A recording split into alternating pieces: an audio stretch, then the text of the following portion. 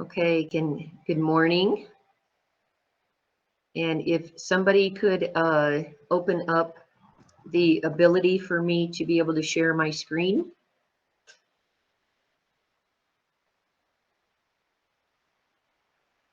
Is there somebody that can open up the possibility for me to share my screen?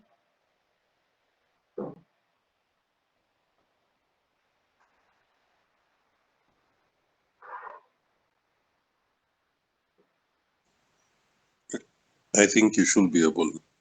I have stopped sharing. No. Okay, I see it now.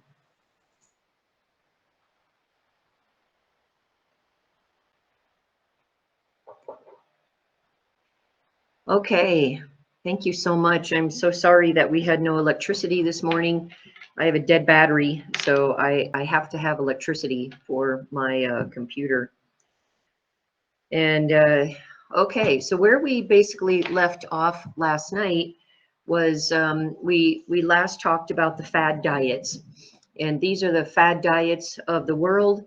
They are given under different names depending on whoever has created them, and then we were just about ready to head into misconceptions about fruit. So this is where I'm going to start. All right, so when we look at what the world has to say about fruit, I want to do this comparison. I think it's important that I bring these things to light because I'm sure that you've heard these or something similar to them, such as don't eat fruit for whatever reason. And some of these misconceptions include don't eat bananas and grapes or they're going to make you fat with the carbohydrate overload. Well, if that were true, I would need to be on a weight loss program because I eat bananas probably every single day for almost 30 years. And I eat grapes all the time. I eat raisins all the time.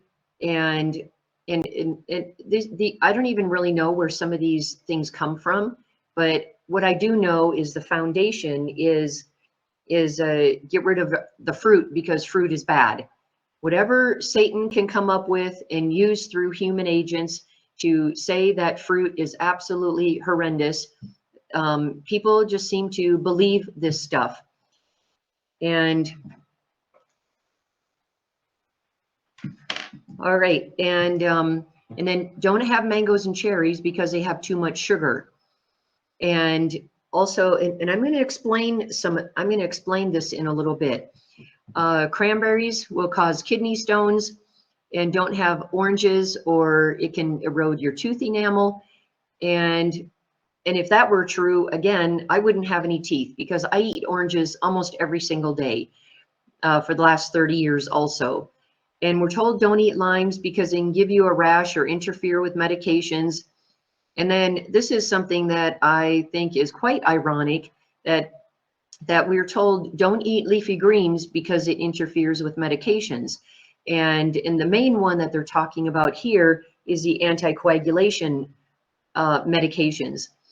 And so when I have one of my patients that comes to me and they want to get off of medications, I call their coagulation nurse and or their doctor, and I talk to them that this is my patient also, and that they are asking me to help them get off their medications because now they want to work more with diet and lifestyle in order to be healthier. Now, we all know that vitamin K pretty much does the same thing, and it regulates our coagulation. And yet we are told don't eat the healthy foods like the greens, but instead take this drug.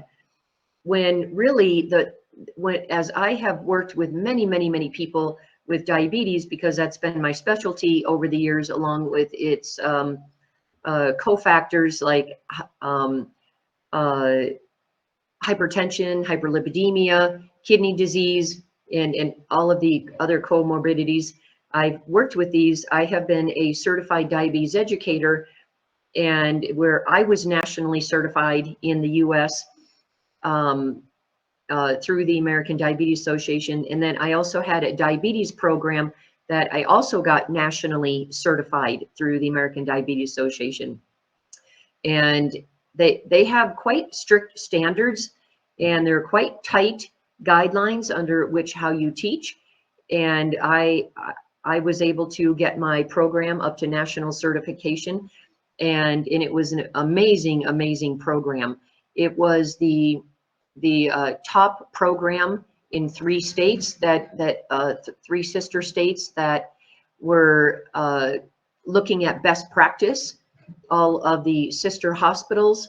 And within that hospital system of sisters, my program for all the years that I was there was the model program, that I was able to help people get off of their medications, lose weight, reduce their number of doctor visits, reduce their number of ER visits, reduce their number of hospitalizations, and every factor that we looked at, my program was the model. And so I would work with these doctors and these coagulation nurses, and I'd say, okay, how can we work together to get our patients off this medication? And really see what the issue is with greens, because that's the issue, is with greens, because it's so high in vitamin K. The problem when you're trying to get somebody off of medications, or when we tell our patients to not have greens, which are so filled with all of the nutrients for healing, then we're really doing a disservice. Because so let me explain what the problem is, and maybe you can help your patients out with this as well. Because of the vitamin K issue, patients have a tendency to, they'll eat a couple of salads for a couple of days, and then they'll kind of fall off the wagon, and then for the next week maybe not have any, and they're kind of up and down going with their greens intake. And so what I tell them is, if we're going to work together on getting rid of your medications, then I need you to have a consistent amount of greens every day. And you can't forget, and even if you're going on vacation, you can't forget, you can't make exceptions. You have to maintain, because the reason that it makes it so hard when you're bouncing up and down with the greens is it makes it very difficult on the coagulation nurse to regulate that medication, because that's basically what they're trying to do. They're trying to regulate that medication to give you a consistent number, and so when they have a consistent amount of greens, then it makes it easier on your anticoagulation nurse to titrate that medication. So as long as they maintain a high or a level greens intake, then the problem is taken care of. So the problem isn't so much the greens as it is for accommodating the anticoagulation nurse in order to titrate that medication properly. See, that's the problem. So as soon as we start to understand what the problem is, now we can start helping the patient in a different way. And so I've been able to work with nurses and doctors in this way to get patients off their medications quite successfully. So I do think that it is ironic that we are told to tell our patients, don't take this healthy food, when instead we want you to take this drug, when our greens can actually do the same thing, and our foods overall. So you get people on a high green diet, like I'm talking about a massive fruit salad. I'm not talking about a side salad here. I'm talking about like a serving bowl size of greens, and we're talking about trying to eventually work up to a half of a kilogram to 1 kilogram per day. That's how I have my patients.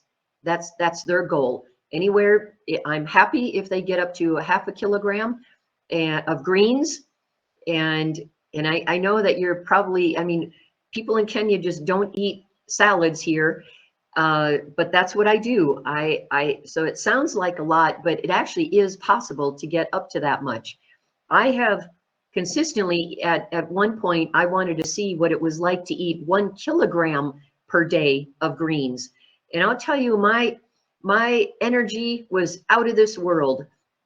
And after a couple of weeks, it was like 5 o'clock in the morning, and my husband's like, "What are you getting up so early for?" And I said, "I don't know. I've got so much energy. I just feel like I'm a caged animal, and I just got to run."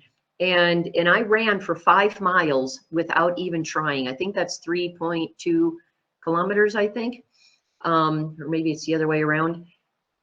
It's that's the other way. So a 5K is 3.2. So maybe it was like 6K that I just started to run. I took my dog out and we just ran and ran and ran and ran after a couple of weeks of 1 kilogram of greens and with no training. And I just kept running and running and running and running until I just felt like I had finally expended my energy. But then I was like that for the rest of the day and all the weeks then that I was that I was on that 1 kilogram. That's a lot of greens, but it is possible.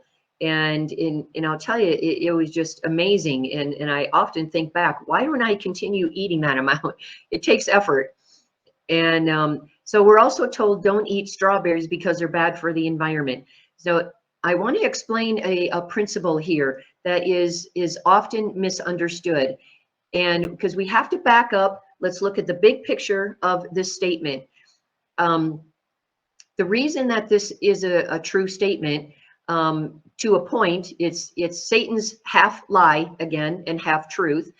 So there is an organization, a nonprofit in the United States called the Environmental Working Group.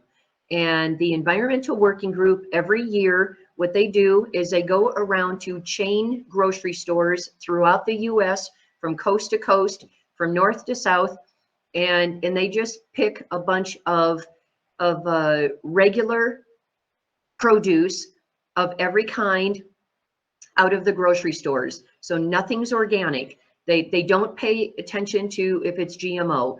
All they do is their job on this one research is to, from coast to coast, north to south, they just pick a bunch of produce.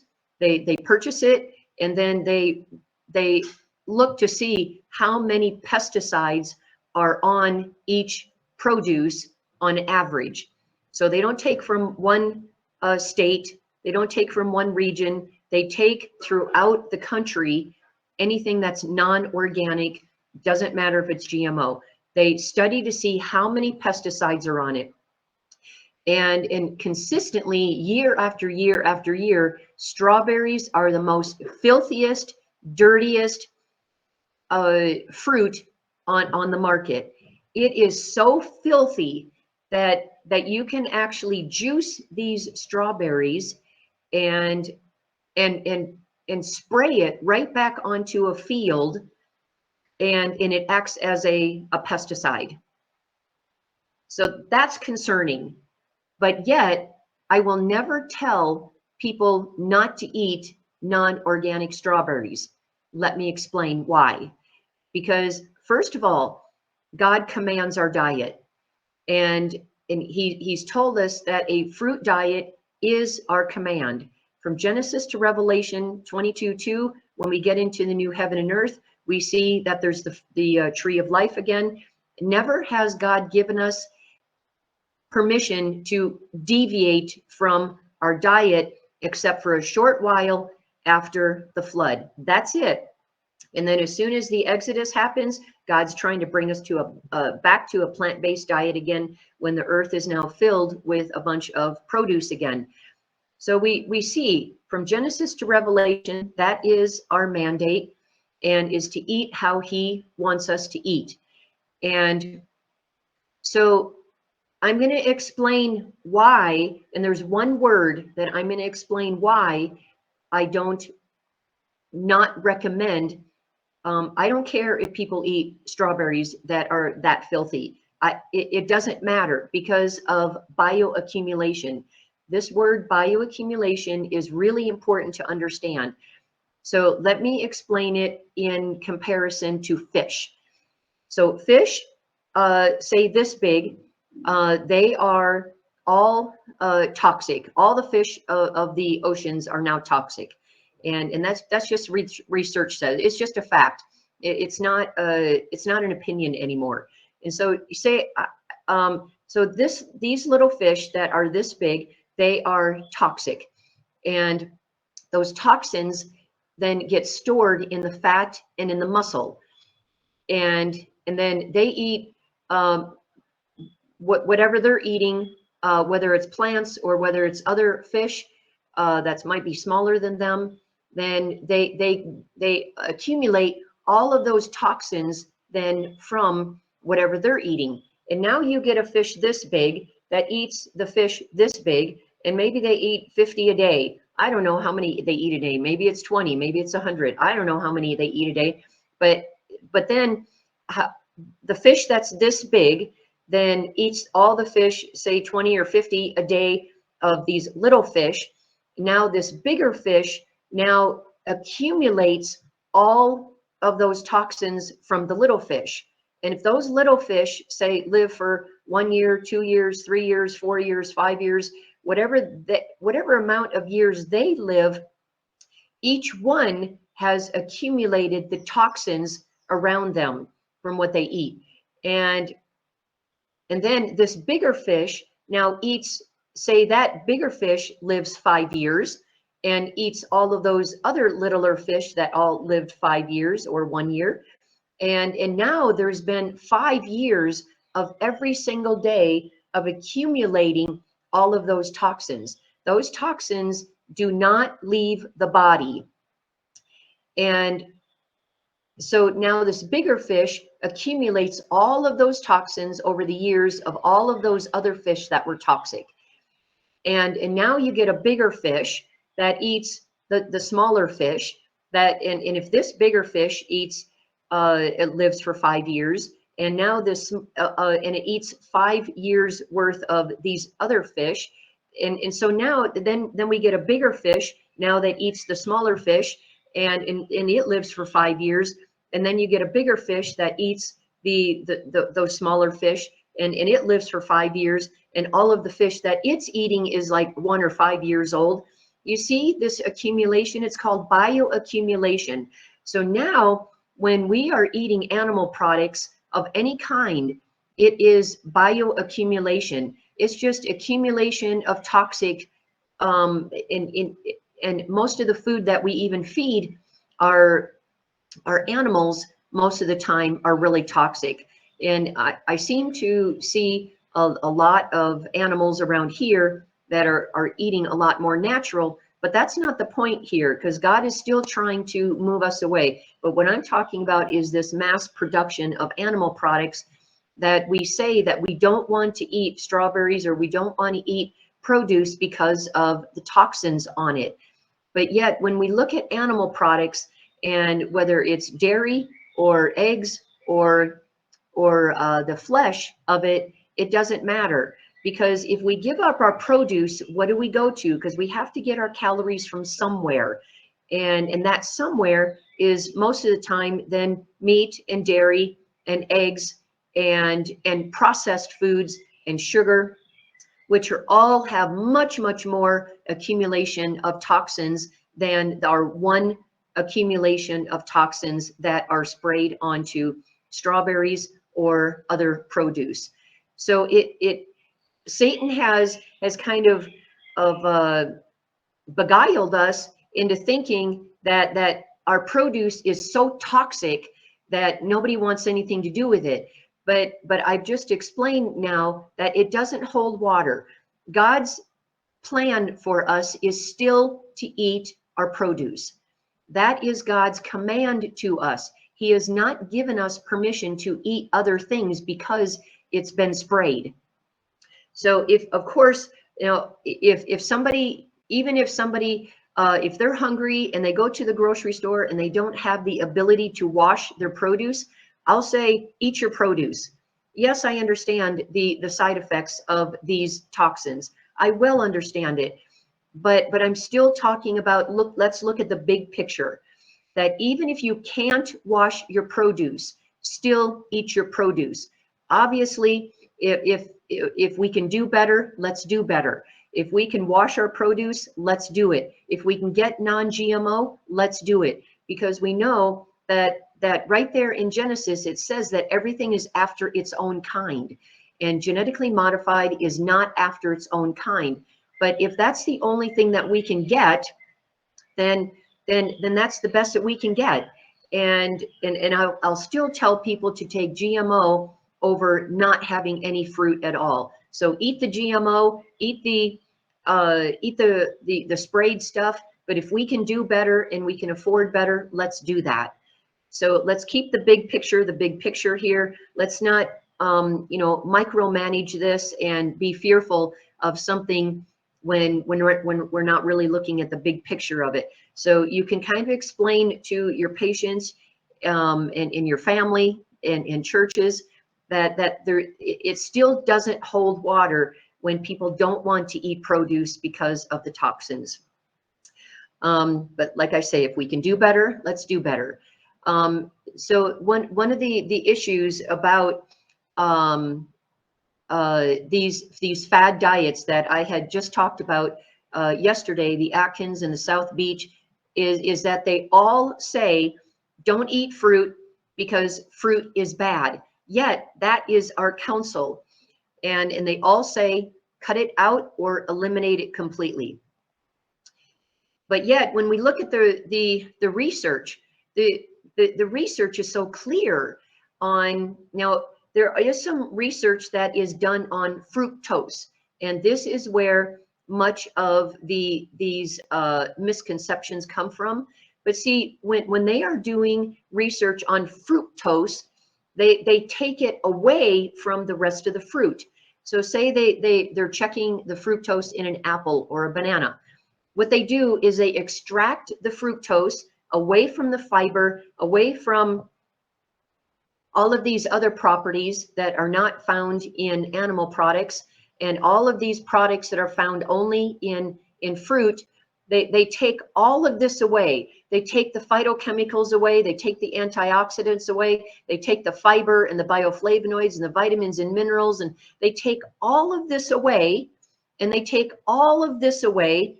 And now they say, don't eat fruit because now it's going to start causing diseases such as diabetes and heart disease. So don't eat that.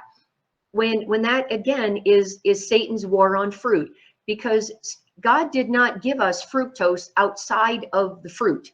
He gave us the fruit as a whole package. He gave us a whole apple to eat whole, including the skin. He has given us a banana to eat whole. He's given us oranges, obviously without the skin, the rind.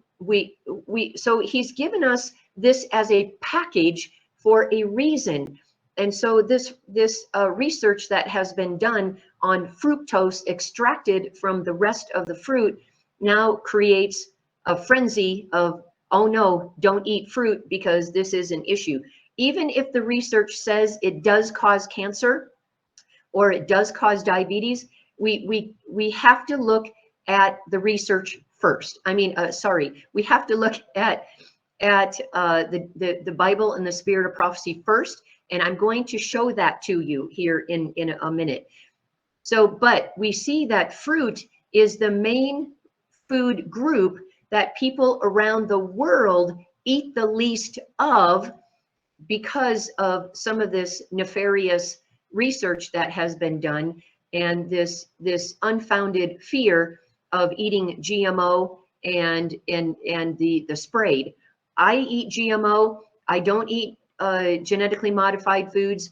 I don't eat non-organic. Everything I get is organic. So please, I understand the issues. I'm trying to make a point here that our counsel is still to do the best that we can. So, but when we look at the research around the world, not just North America, not just here in Africa, but around the world. And we look at the CDC, and we look at the FDA and the USDA in the United States that does all this research, and government organizations. We see that fruit is actually the main food group that reduces our risk of disease of every kind, including diabetes and heart disease, obesity, cancer, cardiovascular disease, kidney disease, hypertension, hyperlipidemia, stroke. It promotes bone health. It's a major, major detoxifier.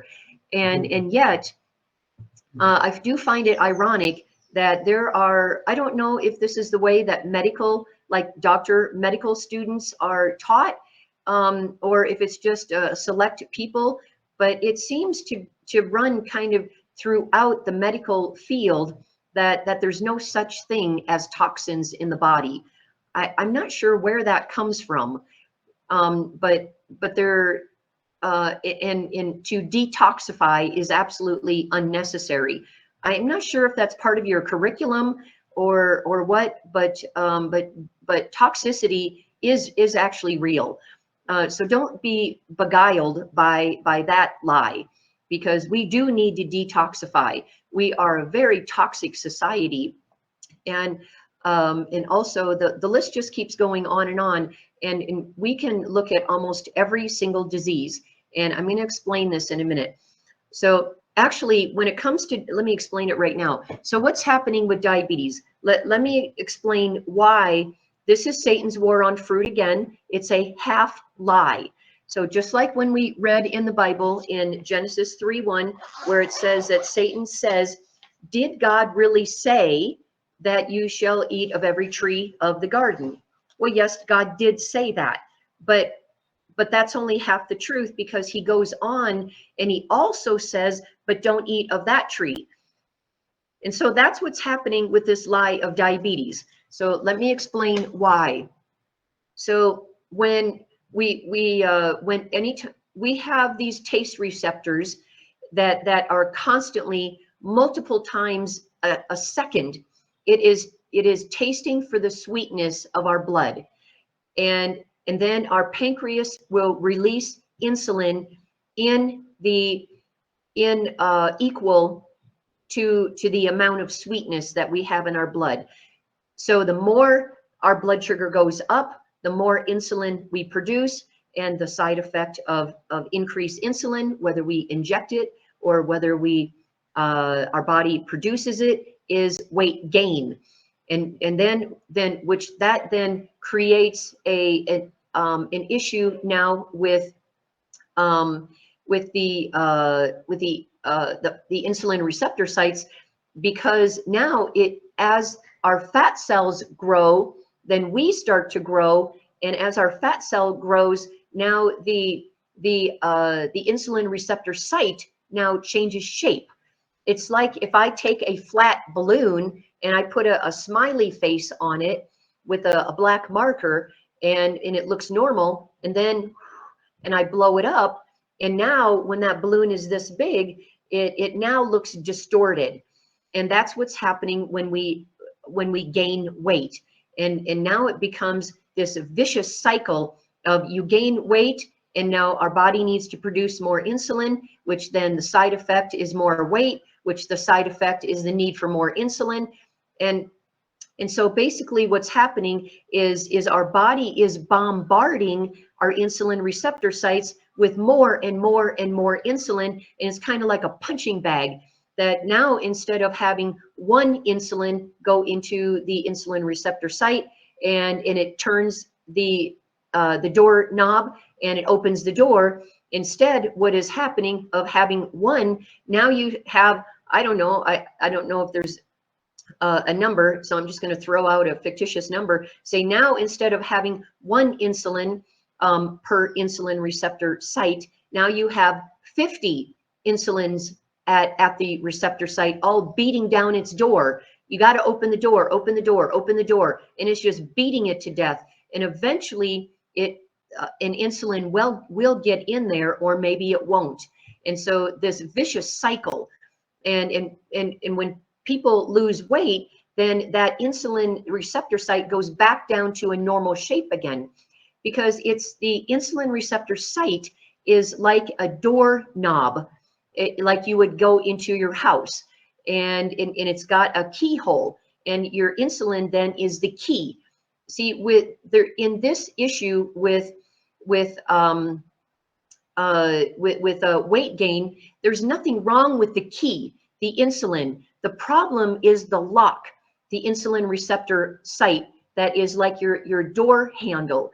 The door handle, the doorknob has actually is now changed shape, because and so that key cannot get in. So it doesn't make sense when we now have somebody who has diabetes and their blood sugars are way out of control, and we give them injected insulin. It doesn't make sense, because the problem is not the key or the insulin. The problem is the insulin receptor site, and people need to lose weight in order for that insulin receptor site, or that doorknob with the keyhole in it, it needs to get back down to its original shape again.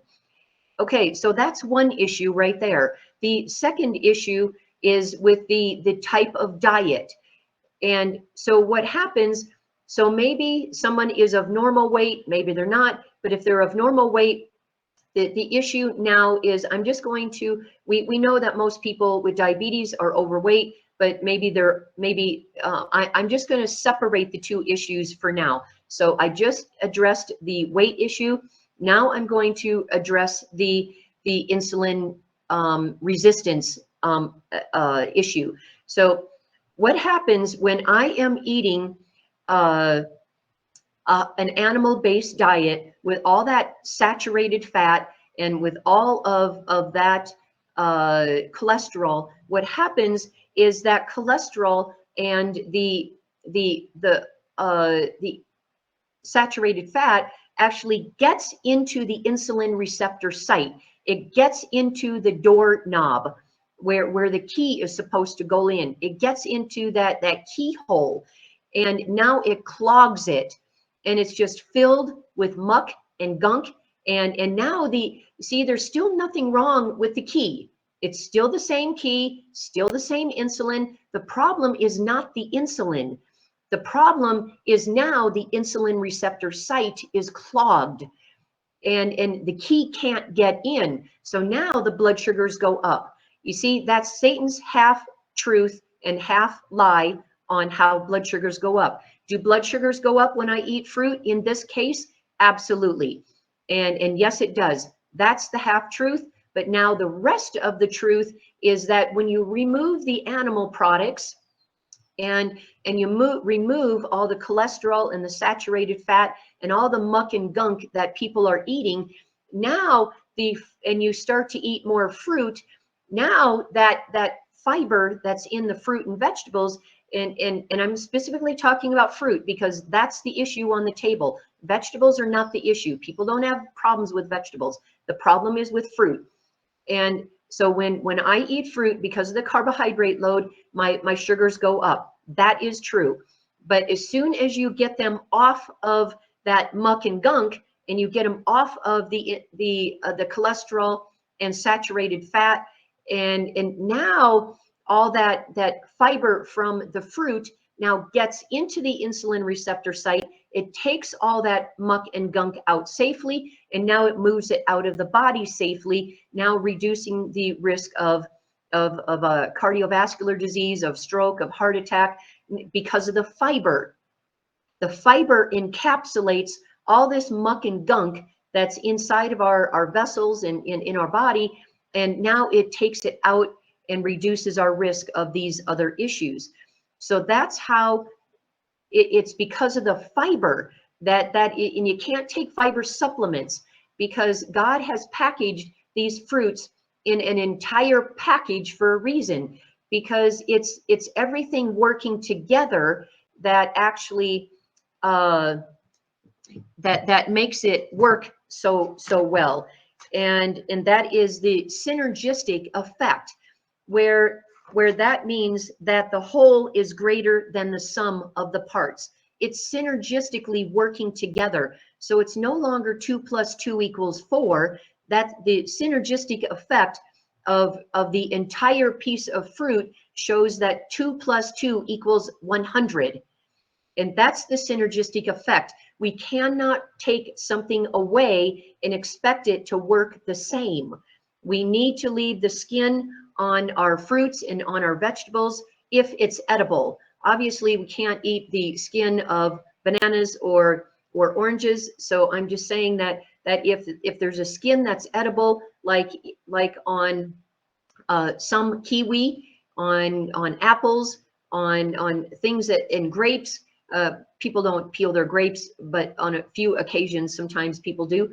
But we need to keep the skins on, and we don't be taking the skin off of our tomatoes or our cucumbers or carrots. We leave the skin on because of that synergistic effect. It all works together as a unit, and in that synergistic effect is what creates the reduction of disease. So we have to keep all the fiber. That includes potatoes as well. We need to keep the skin on potatoes. And so to finish the story on diabetes is that once we take out that muck and gunk now, and we start eating fruit. So yes, for the first couple of days, as somebody goes onto a whole food plant-based diet from a meat-based diet, their blood sugars will go up. Yes, it will. Don't fear. After several days, the blood sugars will start coming down. So you would then warn your patients that for the first several days, don't worry about it. Your blood sugars are going to go up, and just let it go, and let's see how the process works here. Because I always tell my patients that that what you're doing isn't working. You've had diabetes for 30, 40, 50, 60 years, and you've not been able to get it under control with your drugs or your injected insulin. So let's give it a whole new try. Give me an opportunity. So just stick with me. And so for the first couple of days, several days, it might be 2, 3, 4 days. I don't know, whatever it is, it's not very long.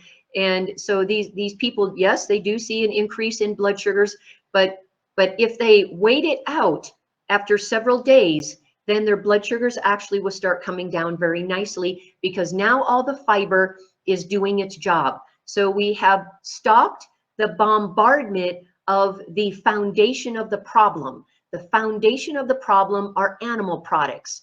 It is not fruit. That's Satan's half lie. It's half truth. And so now you can explain it to your patients.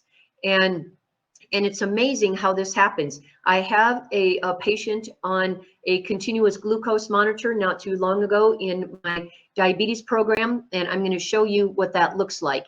So first, let's look at the inspiration. What does inspiration say? It says that we may use fruit freely. And I'm highlighting very specific words because I want you to see what the pen of inspiration says. And I believe that the pen of inspiration is the same Holy Spirit that guided the Bible. And so this isn't any less light.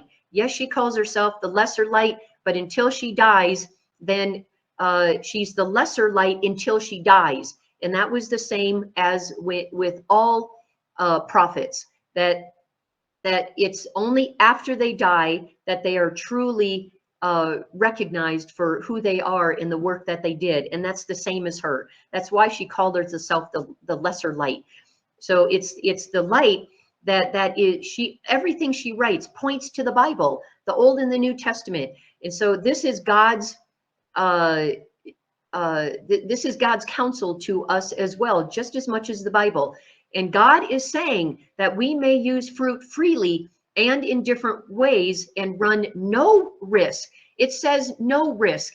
It doesn't say run less risk. It says no risk of incurring the diseases that are incurred by using the flesh of diseased animals. So anytime that we have Satan's war on fruit, and we hear that people are going to an animal-based diet, and they are reducing their weight, they might be reducing their blood sugars. This is only half truth. because it only works for a very short amount of time. And when the Atkins diet first started coming out, which was the whole new craze a few decades ago, and then it has been kind of lingering ever since. And there was a warning right on the labels that said, do not use for more than 2 weeks. And in 2 weeks, that was the warning on the label. But somehow they don't have that warning anymore, but it still sticks. We should not be on that kind of a diet for more than 2 weeks because of the huge increase of risk of all the other diseases. Short term, it does reduce the risk. Long term, it increases the risk. It's Satan's war on fruit again. So we should bring our appetite under control so that we should enjoy plain, wholesome food and have an abundance of it, that none may suffer. Now look at this next one. This is a very interesting scenario here. So this wife lacks vitality. She needs a generous, strengthening diet. How does God define a strengthening diet from someone who lacks vitality? She should have a good supply of fruit and not be confined to the same things from day to day. So he is defining a strengthening diet by a good amount of fruit. She has a slender hold on life. She is almost dead. She is on her deathbed, and God says she needs a generous, strengthening diet, and I define that by a high fruit diet. She is diseased, and the wants of her system are far different from those of a healthy person. So here we have someone on their deathbed, and God is saying a good supply of fruit. Yet that is probably one of the things that we least think of, because we don't look again at these. This is what causes our disease prevention and reversal and health promotion. And there is no food group on the planet that has this kind of nutrient panel. It just doesn't exist. Plus all of these things that are not found in animal products are only found in plant-based again. And so we need to really start taking a bigger and better look from a kind of a global view here and see what's going on. And then for the dyspeptic stomach, which is indigestion, you may place upon your table fruits of different kinds, but not too many at one meal for those who have indigestion. So this is, now we have someone with a minor problem, indigestion. Eventually it goes away. It's usually because of either tea or coffee or some kind of a mix match of food. And so we have a minor problem all the way up to someone who is on her deathbed. And in both cases, we see that God is saying fruit. The answer to the issues are fruit. So we see that the more we depend upon the fresh fruit, just as it is plucked from the tree, the greater will be the blessing. Never in inspiration does she say the more we depend upon the vegetables or the beans or the meat or the cheese or the eggs. No, she says when she uses things like the word more, or if you go down to the next one, a plain but liberal supply of fruit is the best food that can be placed. Those who are preparing for the work of God, we see that she does not use these words along with any other food group other than fruit. It is fruit that she is explaining in these kinds of terminology. And so this, again, preparing for the work of God is like, this is my red light flashing, and this is an end time message. And God says, my people in the end time who are waiting for me will eat a ton of fruit every single day, and fruit will be the mainstay of their meal. And we see a fruit diet for a few days has often brought great relief to brain workers and just to anybody. It's not just brain workers, it's to anybody. And so that means a fruit fast, only fruit just for several days. And so whether it's 2 or 3 days, whatever, however we define a few days. And so this, again, because fruit is so easy to digest, it is a major detoxifier. It detoxifies us at the cellular level. It nourishes us at a cellular level. You can't get a better food on the planet than the fruit group.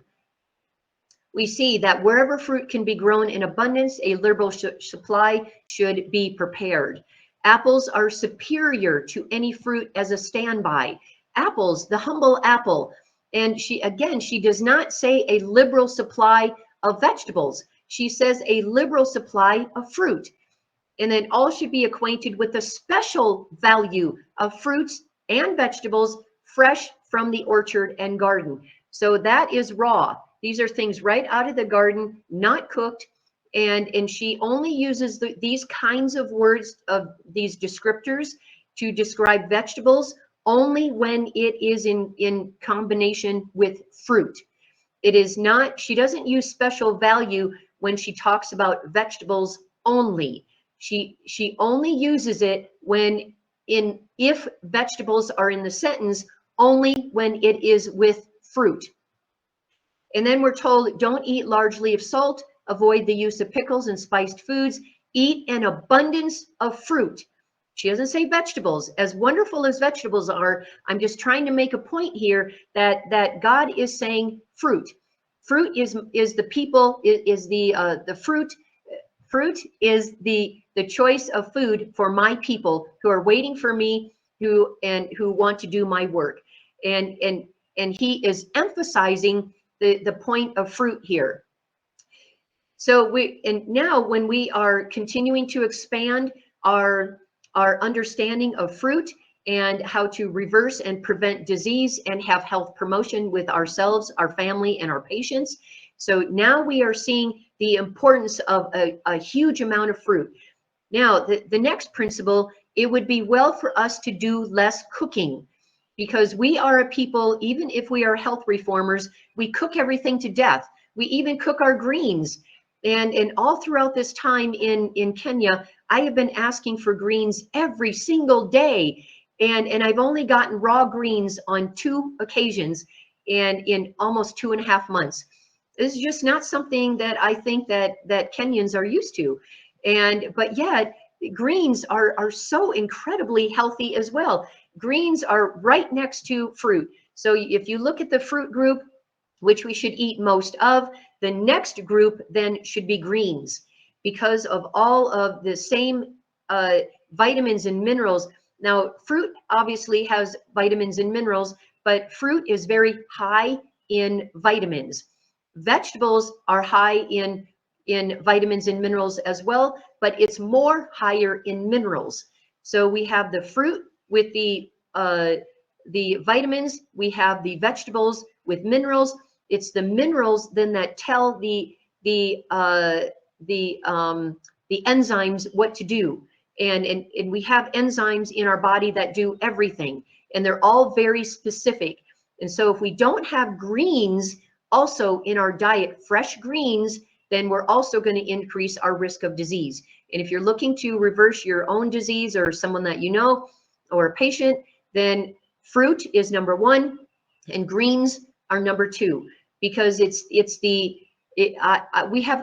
have enzymes for everything. We have liver enzymes, we have enzymes that tell the pancreas what to do and function. The flashing of my eyelids takes another kind of enzymes. Just moving my fingers takes another kind of enzyme. We have heart enzymes. And so anytime that we don't have enough vegetables in our diet now, we are missing all of those vital minerals that tell the enzymes, which are the staff of life, and they are the healers of our body. Now our enzymes are kind of lost. They're hanging around. They're like, okay, what do I do? And now they're looking for the minerals to tell them what to do. The minerals are their boss, and they have to be raw. The fruits and vegetables must be raw, because the enzymes are very heat sensitive, just like vitamin C is very heat sensitive. And so the higher that a temperature goes, then the more the enzymes will be destroyed.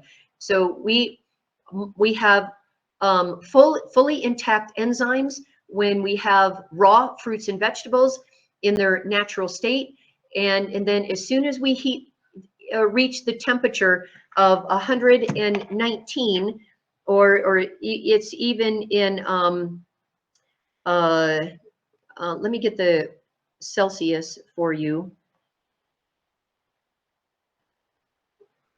So our enzymes start to die, just start to die at 40.5 Celsius. It's 105 Fahrenheit. So you want to keep between then 40.5 Celsius and 119 Fahrenheit, which is 48 Celsius. So you want to keep the foods, the fruits and vegetables, between less than, or if you're going to heat your fruits and vegetables, I should word it that way, keep it between 40 and 48. And basically that's just above room temperature. And because at 105 is when they start to die. And then at 119 or 48 is when they really start to die very quickly now. And so they're very heat dependent upon heat and time. So, so here we are, we're looking at this end time message. And when I get into Nebuchadnezzar next, you're going to understand these statements even more. So it is well for us to do less cooking and to eat more fruit in its natural state. Let us teach the people to eat freely of the fresh grapes, apples, peaches, pears, berries, and all other kinds of fruit that can be obtained. All fruit is superfood. So it doesn't matter if it's watermelon, mangoes, cherries, grapes, it doesn't matter. All fruit are superfood. Whatever fruit people can get it in. And then let these be prepared for winter. And so we should be preparing even fruit for winter. And if there, and you guys obviously don't have winter here, you're very blessed to have a summer-like temperature all year round. And we are to impart this knowledge as Bible instruction. Let them teach the people to preserve the health and increase the strength by avoiding the large amount of cooking that is filled with the world with chronic invalids. So again, I'm expanding the recipe for you to be able to help your patients really in God's way of healing, and in a way to use less medications. And again, as we talked about last night, my hope and my prayer is that you are not in this field for the money, because as soon as you start reducing the money, then all of a sudden, you know, your income's going to go down. But please don't let that stop you. Use God's way of healing, not man's way of healing. But there's obviously going to be some people who just don't want anything to do with diet and lifestyle. So we do what we can in order to keep them live for as long as possible. And but every visit is another opportunity then to teach them God's way. And so it's the large amount of fruits and vegetables, and then that is really going to help people to reverse and prevent their diseases. At least if they won't give up their meat products, at least get raw fruits and vegetables in them, and until they're ready to accept a no animal product diet. And then, you know, every visit is another opportunity to kind of take them gently to the next stage. So at least get more raw fruits and vegetables in them, and they will start to see some kind of improvement. So let those who advocate health reform strive earnestly to make it all they claim it is. Let them discard everything detrimental to health. It says everything. We're looking at one bite. This word, everything detrimental, takes me right back to the Garden of Eden. We are in this mess because of one bite. And it takes me to Daniel, where one bite would have been the downward spiral for him and his three friends to be just like every other young man. It says everything detrimental. To use simple, wholesome food. Fruit is excellent and saves much cooking. So we see that all fruit is superfood, and it's not the fruit that causes obesity and diabetes and candida and cancer and fatty liver and all these other symptoms. It's the saturated animal fats. That is Satan's war on fruit. We get the half truth. Even if somebody has fungus, I get them off of all their animal products, and I add a ton of fruit for them. And they're, if they have toenail fungus or if they have athlete's foot, I give them a ton of fruit, and I get them off of the problems, the problem issue, and that we need to get to the foundation of the problem here. So this is, we are told again, there is a link where God is telling us in Genesis 3:1 that Satan is the most subtle of all beasts, and he will lie about the health message, because the first sentence of 3:1 is Satan is the most subtle. The next sentence is, did God say that you could eat of the every tree of the garden? So they're linked right there. We can't unlink them. So in inspiration on budgeting, I'm still watching the time here, and so we've got 5 minutes left. So, and I'll have to finish tonight, because I want you to see an outcome on somebody with diabetes, because it's amazing. I'm showing you actually screenshots of her insulin, the insulin monitor that she was, or the glucose monitor that she was wearing. It's amazing. So I'll probably end here. So we are to provide an abundance of good, wholesome food. Do not practice economy in this direction. Restrict your meat bill, but have plenty of good fruits and vegetables, and then you will see then you will enjoy seeing the hearty appetites with which all will partake of your preparations. So this is plenty of good fresh fruits and vegetables, fresh from the garden, uncooked, raw vegetables, raw salads, and we will see that blessing that comes from that. Never feel that good hygienic food that is eaten is lost. It will make blood and muscles and give strength for daily duties. We don't have to worry about that we are going to go weak when we are not eating meat. It says no, it says that it will make good blood and muscles. And so, because the world has bamboozled us with understanding and thinking that we have to have meat in order to have good blood and muscles. But, and we see that in all the muscle magazines and everything. It's Satan's war on fruit and Satan's war on the Garden of Eden diet. So fruit, if it can be obtained, is the best article of food. It says the best. It doesn't say beans or meat. It says fruit. Let the same amount of money expend for meat be used to purchase fruit, because that's one thing that people always say to me is, I can't afford to eat this way. Well, I beg to differ. I've been working with people with very low incomes for almost 30 years, and I've yet to work with somebody who cannot afford it. And if they need a little boost in order to get over, I have provided that fruit and that foundation for them. So I have purchased their fruit or their some of their groceries for them, in order to, because what I do is I take away their meat and their dairy, and I take away some food, and I actually buy it back from them. And because they feel like, well, I bought this food and now I have to eat it because I don't have money in order to repurchase food. And so some people, they'll eat what they have in the refrigerator or freezer, which is totally fine. And then as they buy new food, then they just swap over from the meat to the fruit. And on people who are really in a dire situation, that is the time that I'll step in and say, I'll buy the food back from you that is killing you, and then I will go purchase with that food the food that you actually need. So, but anyway, that's usually under emergency situations where somebody is like a heart attack waiting to happen, and they just, and time is not on their side.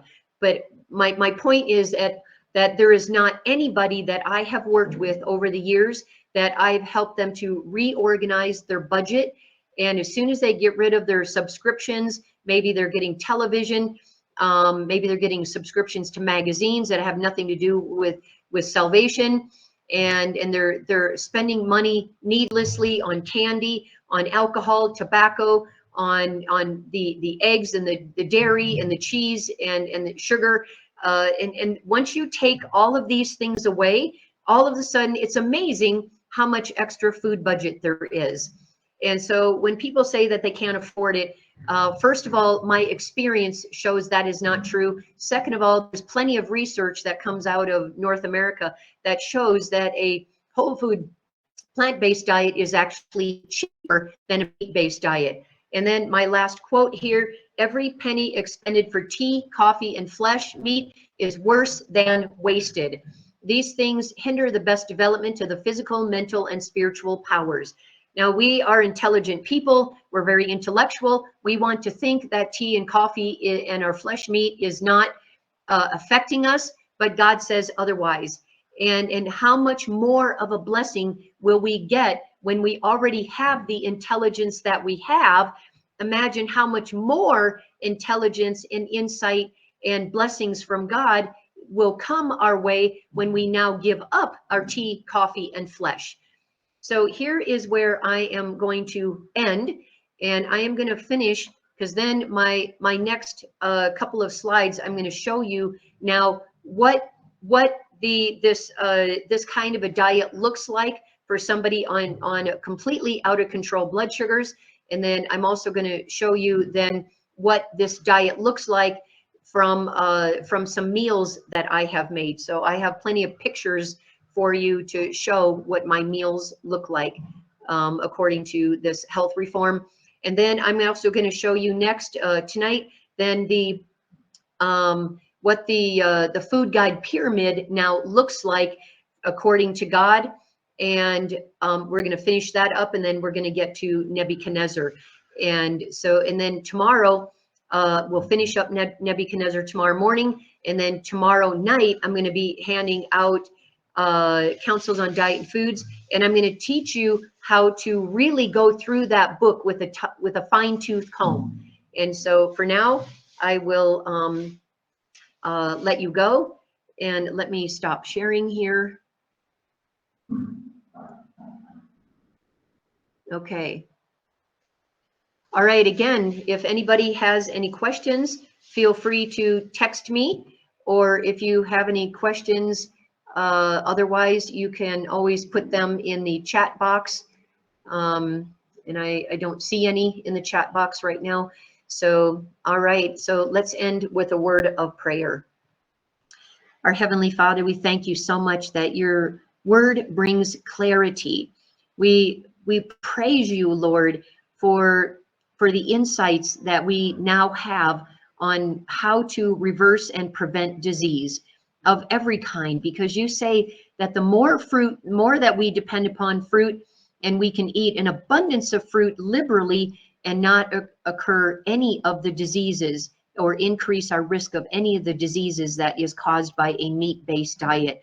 I pray, Lord, that your people here would be able to understand and see the vision of the big picture here, that not everybody wants to change their diet in every way, but we can inch people through little by little by little, and at least start with more fruit, at least start with more vegetables and in their raw state. You give us the recipe, Lord, for reducing our risk of disease and for health promotion and disease reversal. So thank you, Lord, that you bring clarity to us. I pray that as your students go through school here, that you would bless them abundantly with this knowledge, and that they would not forget it as they are now bombarded with Western medicine thinking. And I pray that you would guide them and have them remember your principles, that they can make a difference, maybe even during school right now, that they can start thinking through these things. And as I understand it, that Kenya is more moving to an integrated system of integrating natural remedies. I pray that these students might be able to implement these things in their own programs and voice them kindly, gently, and tactfully and patiently, and to not be a bull in a china cabinet, but instead to present these principles in a gentle way, that it would be in a winsome way. And I pray that your enlightenment would be upon your people. Thank you for all who are here, and may you bless them abundantly with their tests, with their classes as they go today. And we thank you for being with us now. In Jesus' name we pray until we meet again tonight. Amen. Amen. Amen. Amen. Amen. Thank you so much, Dr. Julie, and thank you, the team, for listening in. Before we leave, allow me to make a small announcement. At Langas SDA Church, we're having a medical camp, and yesterday I saw 15 patients single-handedly because there was no one else, and they were there. And most of them are not even coming for the talk; they are coming for the medical. But as I'm talking to them, as we are talking to them, because you see that's the culture of the people around. You would be able to incorporate the message that we are listening to, because most of them were coming for drugs, most of them were coming for medical intervention. But I was trying to point them to our health message, and they're wondering, why am I not giving them drugs and things like that? And some of them, I just gave them the simple remedies that we have around. So may I urge, now that we are done with most of us are done with the exams, may I request if there are volunteers to come and help me do that?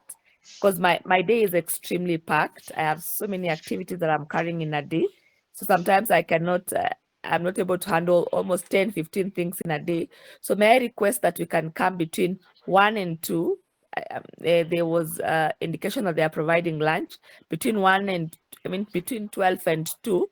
That's when we are seeing the patients. So if there's any volunteers who would come, I'll appreciate if you could come to Langas, and so that will make my body a little bit light. Thank you so much for finding time to join in. May the Lord bless us. And thank you, Dr. Janie, one more time for allowing the Lord to use us to get us to understand more about this health reform message. Asanteni sana.